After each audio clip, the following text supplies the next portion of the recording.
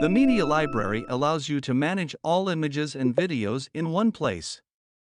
The main purpose of the Media Library is to add images and videos and display them on the virtual whiteboard. Keep in mind, files in the Media Library are temporary. All files added to it are only stored as long as the session persists. Once the connection ended, all files will be deleted from both the web app and also from the HoloLens. We do not recommend uploading large image files or long videos, as these files might take quite a while to be ready to use. Additionally, pictures can be uploaded in JPEG or PNG formats, while videos can be uploaded in MP4 format only.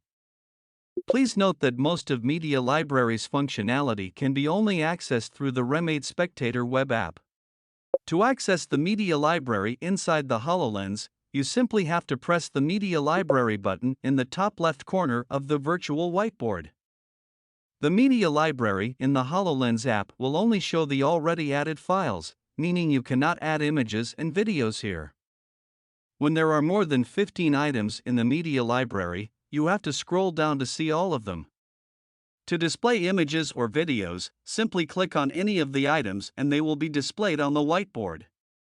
When you are finished, press the Clear All button on the right side of the virtual whiteboard to reset the whiteboard to its empty state.